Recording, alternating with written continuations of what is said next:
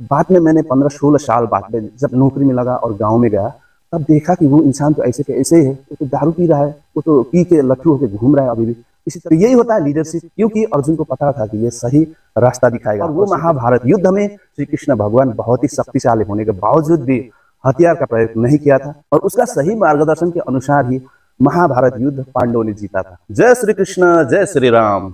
हम सबको एक बहुत ही सक्सेसफुल लीडर बनना पसंद होता है। हम सब अपने जीवन में सक्सेसफुल बनना चाहते हैं, एक लीडर बनना चाहते हैं। लेकिन भागवत गीता में श्री कृष्ण भगवान ने अर्जुन को युद्ध मैदान में लड़ने के लिए उत्साह देते हुए कहा है कि लीडरशिप कोई ओहदा नहीं है, कोई डेजिग्नेशन नहीं है, ये तो एक बिहेवियर है, अर्थात आचरण है। श्री कृष्ण भगवान बहुत अच्छे लीडर थे, और आज हमारे जीवन के साथ और आज के समाज के साथ सोचा जाए तो वो एक बहुत ही अच्छा मोटिवेशनल स्पीकर भी थे, कि उस निराश हुए अर्जुन को उस युद्ध मैदान में जोश के साथ युद्ध करने के लिए प्रोत्साहित किया।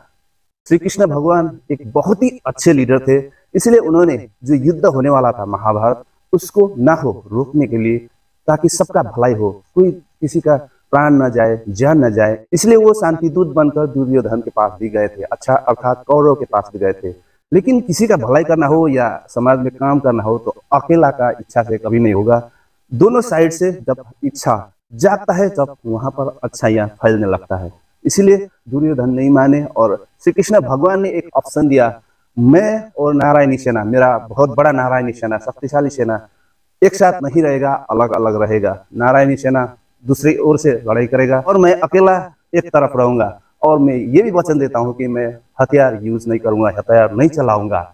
और दुर्योधन ने सोचा कि ये अकेला आदमी लेके क्या करूंगा मैं, इसलिए उसने श्री कृष्ण भगवान का नारायणी सेना को चुना, और अर्जुन ने केवल श्री कृष्ण भगवान को खुशी खुशी अपना बाहों में स्वीकार कर लिया, अर्थात अपना दोस्त को अपने साथ में रहने के लिए खुशी जाहिर किया। तो यही होता है लीडरशिप, क्योंकि अर्जुन को पता था कि ये सही रास्ता दिखाएगा, और श्री कृष्ण भगवान ने ये भी वचन दिया था कि मैं अर्जुन का एक सारथी बन के रहूंगा, अर्थात सारथी का मतलब मार्गदर्शन, या जहां पर अर्जुन बोलेगा वहां पर जाने के लिए उसके साथ रहूंगा, लेकिन मैं हथियार नहीं चलाऊंगा बोला था।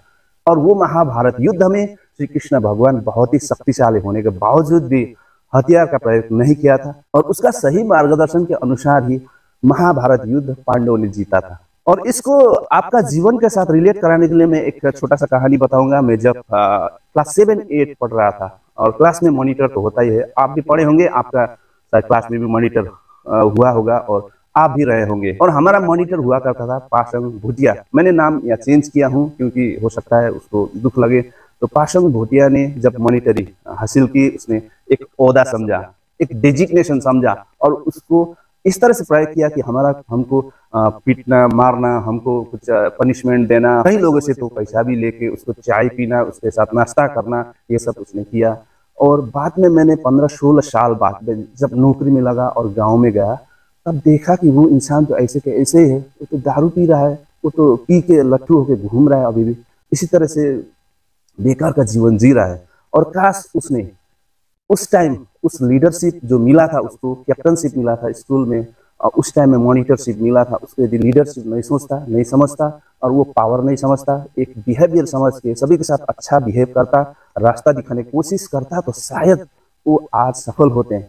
और आज वो जिंदगी जी रहे हैं, शायद वो जिंदगी नहीं जीते, एक बहुत ही अच्छा जीवन जी रहे हुए हम देख सकते हैं। लेकिन उसने उस टाइम ये नहीं सोचा, इसीलिए वो आज उस हालत में है कि शायद है कि या नहीं है, मुझे नहीं पता, क्योंकि उस टाइम में बहुत दारू पी के चेहरा हुआ भी फुला हुआ मुझे दिखाई दिया था, शायद अब नहीं होंगे वो। इसलिए हमें ये समझना चाहिए जीवन में कि लीडरशिप कोई ओहदा नहीं है, डेजिग्नेशन नहीं है, ये तो बिहेवियर है। हम इस चीज को, ये बिहेवियर को डेवलप करना आना चाहिए हमारे जीवन में। लीडर का एक सही काम है कि सही रास्ता दिखाए, मार्गदर्शन करे, दूसरों को भलाई के लिए काम करे, किसी को कोई दुख हो रहा है तो हम मिल के उसको सहायता करें। ये चीज सीखना हमें बहुत ही जरूरी है जीवन में। तो इसी तरह का मैं वीडियो लेके आता रहूंगा डेली का डेली, आपको बोर नहीं करने के लिए। बहुत छोटा छोटा वीडियो रहेगा, एकदम सिंपल सा, हमारा जीवन के साथ रिलेट करते हुए। और ये जो आध्यात्मिक ज्ञान क्या है, आध्यात्मिक ज्ञान हमारा पास जब आता है हम संतुष्ट से जी पाते हैं। इसलिए हम इस तरह की बातें को धीरे धीरे हमारा जीवन में अप्लाई करेंगे तो हम आध्यात्मिक की तरफ बढ़ते जाएंगे। इसलिए हम मरने से नहीं डरेंगे, किसी समस्या होगा तब उससे लड़ पाएंगे, और हमारा जीवन में कितना ही ज्यादा उन्नति हो या कितना ही ज्यादा नीचे हमारा दुर्गति हो, उसमें भी हम सही से जीवन जी पाएंगे, स्टैंडर्ड लाइफ जी पाएंगे। What is the standard of life, ये हम समझ पाएंगे।